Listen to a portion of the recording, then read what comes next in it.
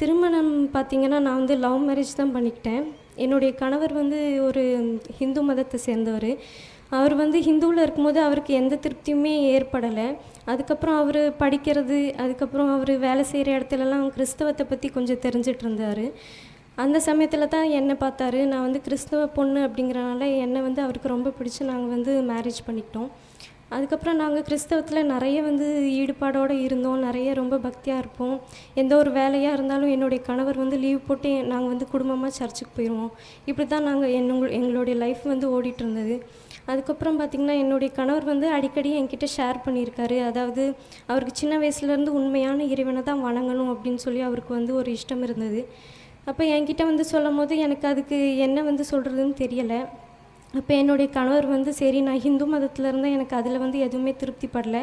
ஆனால் இப்போ கிறிஸ்தவத்துக்குள்ள வந்திருக்கோம், முழுமையாக வந்து பைபிளில் என்ன சொல்லப்படுது அப்படின்னு சொல்லி தெரிஞ்சுக்கணும் அப்படின்னு ரொம்ப ஆவலோடு இருந்தார். அப்போ பைபிள் வந்து நிறைய படிக்க ஆரம்பித்தார். அப்புறம் அவருக்கு வந்து நிறைய சந்தேகங்கள் வந்து ஏற்பட்டுச்சு. அதில் வந்து குறிப்பாக ஒரு 3 சந்தேகங்கள் வந்து அவர் வந்து ரொம்ப குழப்பத்திலே இருந்தார். அப்போ என்கிட்ட வந்து அதை ஷேர் பண்ணும்போது என்னென்ன சந்தேகம்னு பார்த்தீங்களா, பைபிளில் வந்து பழைய ஏற்பாடு புதிய ஏற்பாடுன்னு சொல்லி 2 பிரிவு பிரியுது. பழைய ஏற்பாட்டில் வந்து இறை தூதர்களும் ஒரே இறைவனாகிய பிதாவை தான் வணங்குவாங்க. ஆனால் புதிய ஏற்பாட்டில் பார்த்திங்கன்னா, இயேசு கிறிஸ்து பிறந்ததுக்கப்புறம் இயேசு கிறிஸ்து வந்து பிதாவுடைய குமாரன், அவரை வணங்கினாலும் ஒன்று தான், பிதாவை வணங்கினாலும் ஒன்று தான் அப்படின்னு சொல்லி இயேசு கிறிஸ்துவை வணங்க ஆரம்பிச்சிருவாங்க. அப்போ இது வந்து ஒரு சந்தேகமாக எழுந்தது. அப்போ அதில் ஒரு கடவுள், இதில் ஒரு கடவுளா அப்படின்னு சொல்லி அதுதான் ஃபஸ்ட்டு கேள்வியாக இருந்தது. ரெண்டாவது என்னென்னு பார்த்திங்கன்னா, இயேசு கிறிஸ்து வந்து ஒரு இறைவனாக இருந்தால் எதுக்காக வந்து இன்னொருத்தர்கிட்ட அடிக்கடி ஜெபம் பண்ணிகிட்டே இருக்கார்? அவர் வந்து ஒரு இறைவன் இல்லையா, அவருக்கு எந்த தேவையுமே இருக்காது இல்லையா? ஆனால் அவர் வந்து ப்ரேயர் பண்ணிகிட்டே தான் இருப்பார். பைபிளில் படித்த வரைக்கும் அப்படி தான். அப்போ அவர் ப்ரேயர் பண்ணிகிட்டு இருக்கும்போது அவர் அடிக்கடி சொல்வார், எனக்கு மேலே ஒருத்தர் இருக்கார், அவர் தான் வந்து என்னை அனுப்பி வச்சுருக்காரு அப்படின்னு சொல்லி சொல்வார். அப்போ இது 2வது சந்தேகமாக இருந்தது. 3வது சந்தேகம் என்னென்னு பார்த்தீங்கன்னா, பைபிளில் வந்து ஜீசஸ் நிறைய இடத்துல பேசியிருக்காரு. அவர் வந்து நிறைய என்ன சொல்லியிருக்காருன்னா, நான் வந்து பிதாவின் இடத்தில் போய் ஜெபம் பண்ணி உங்களுக்காக அடுத்து ஒரு தேற்றவாளனை உங்களிடத்தில் அனுப்பி வைப்பேன்.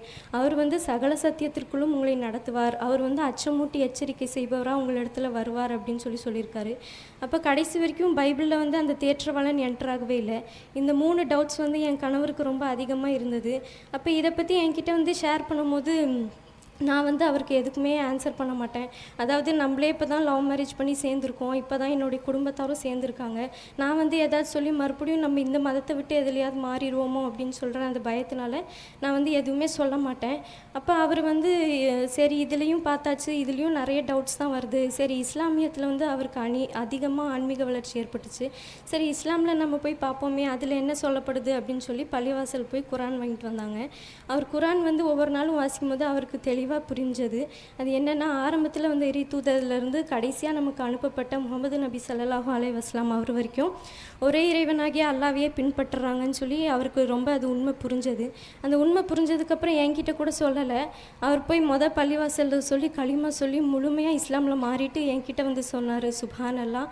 அப்போ வந்து சொல்லும் போது எனக்கு ஷாக் ஆகிட்டு, என்ன இப்படி மாறிட்டாங்க, நம்மக்கிட்ட ஒரு வார்த்தை கூட சொல்லலையே அப்படின்னு சொல்லியிருந்தது. அதுக்கப்புறம் அவர் வந்து எனக்கு ஒவ்வொரு நாளும் அட்வைஸ் பண்ண ஆரம்பித்தார். நமக்கு வந்து ஒரே இறைவன் தான், அல்லாஹ் ஒருவன் தான் இறைவன். இயேசு கிறிஸ்துவால் சொல்லப்பட்ட அந்த கடைசி இறை தூதர் வந்து நமக்கு முகமது நபி தான் அப்படின்னு சொல்வார். நான் அதை பெருசாகவே எடுத்துக்கலை. அப்புறம் ஒவ்வொரு நாளும் நான் தனிமையில் இருக்கும்போது நான் வந்து யோசித்து பார்த்தேன், சரி எப்போ பார்த்தாலும் குரான் பற்றியே பேசிகிட்டு இருக்காங்களே, சரி நம்ம அதை எடுத்து வந்து படித்து பார்ப்போம் அப்படின்னு சொல்லி நான் தனிமையில் இருக்கும்போது குரானை தொட்டேன். சுப்ஹானல்லாஹ், அந்த உணர்வை என்னால் மறக்கவே முடியாது. ஒரு 20 நிமிஷம் நான் வந்து அல்லாஹ்வுடைய சக்தி வாய்ந்த திருக்குரானை தொடும்போது எனக்கு ஏற்பட்டுச்சு. அந்த 20 நிமிஷம் உணர்ந்த அந்த உணர்வை என்னால் வாழ்நாள் முழுவதுமே என்னால் மறக்க முடியாது. சுப்ஹானல்லாஹ். அதுக்கப்புறம் நான் வந்து நிறைய வசனங்கள் வாசித்தேன். அதில் வந்து நிறைய வசனங்கள் எனக்கு பிடிச்சிருந்தது. அதில் வந்து எனக்கு விடையளிக்கக்கூடிய வசனமாக ஒரு வசனம் இருந்தது. அது என்னன்னு பார்த்தீங்கன்னா, அல்லாஹ் வந்து குரானில் சொல்லி காட்டுறான், நீங்கள் 3 கடவுள் வணங்குறதுலேருந்து தள்ளி நில்லுங்க, அதுவே உங்களுக்கு நல்லதாகும். நான் வந்து தனித்தவன், எனக்கு சந்ததிகள் எப்படி இருக்க முடியும்னு சொல்லி கேள்வி கேட்குறான். அப்போ எனக்கு அது பிடிச்சிருந்தது. எனக்கு வந்து விடையளிக்கக்கூடியதாக இருந்தது. ஏன்னா கிறிஸ்தவத்தில் வந்து பிதா, குமாரன், பரிசுத்த ஆவி அப்படின்னு சொல்லி 3மே ஒன்று தான் அப்படின்னு வணங்குறாங்க. ஆனால் அல்லாஹ் வந்து என்ன சொல்கிறான், நான் வந்து தனித்தவன், எனக்கு எப்படி சந்ததிகள் இருக்க முடியும் அப்படின்னு சொல்கிறான். அப்போ நான் வந்து தெளிவாக எனக்கு புரிஞ்சுக்கிட்டேன். சரி இதுதான் உண்மை அப்படின்னு நான் நம்பும்போது, இயேசு கிறிஸ்து வந்து வேறு யாரும் கிடையாது. குரானில் சொல்லப்படுற ஈசா நபி அவர் தான் வந்து இயேசு கிறிஸ்துன்னு நாங்கள் வணங்கிட்டுருக்குறோம். அப்போ நான் புரிஞ்சுக்கிட்டேன், ஐயோ இவ்வளோ நாள் நம்ம வந்து அல்லாவுடைய இறை தூதரை வணங்கியிருக்கோமே, இது எவ்வளோ பெரிய தப்பு அப்படின்னு சொல்லி நான் புரிஞ்சுக்கிட்டு, சரி என்னுடைய கணவர் வந்து வேலைக்கு போயிட்டு வருவார், அவர்கிட்ட வந்து சொல்லி நம்ம வந்து களிமா சொல்லிடலாம் அப்படின்னு சொல்லி இருக்கும்போது தான் என் கணவர் வந்தார். அப்போ நான் வந்து சொல்லி முழுமையாக வந்து இஸ்லாமில் மாறணும் அப்படின்ட்டு இருக்க அந்த டைமில் தான் எனக்கு ஒரு ஃபோன் கால் வந்தது. அந்த ஃபோன் கால் அட்டன் பண்ணும்போது எங்கள் அம்மா தான் பேசினாங்க. எங்கள் அம்மா பேசினோன்னே எப்போவுமே விசாரித்து நல்லா பேசுவாங்க. ஆனால் அன்றைக்கி வந்து எடுத்தோடனே என்ன உங்கள் வீட்டுக்கார் வந்து இஸ்லாமில் மாறிட்டாரா அப்படின்னு சொல்லி கேட்டாங்க.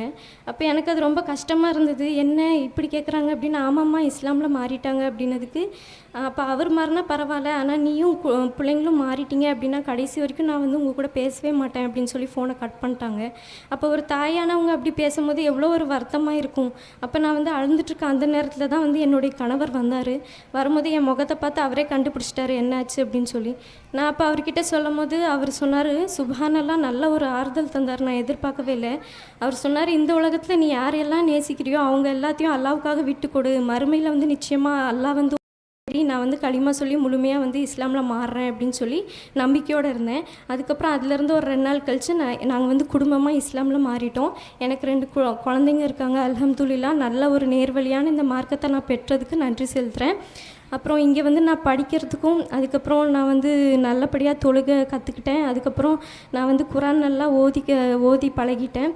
இதெல்லாம் சொல்லிக் கொடுத்த அனைவருக்கும் அல்லாஹ் வந்து அருள் புரிவானாக. வாகிர் தவ்னா அல்ஹம்துலில்லாஹி ரப்பில் ஆலமீன். அஸ்ஸலாமு அலைக்கும் வரஹமத்துல்லாஹி வபரகாத்துஹு.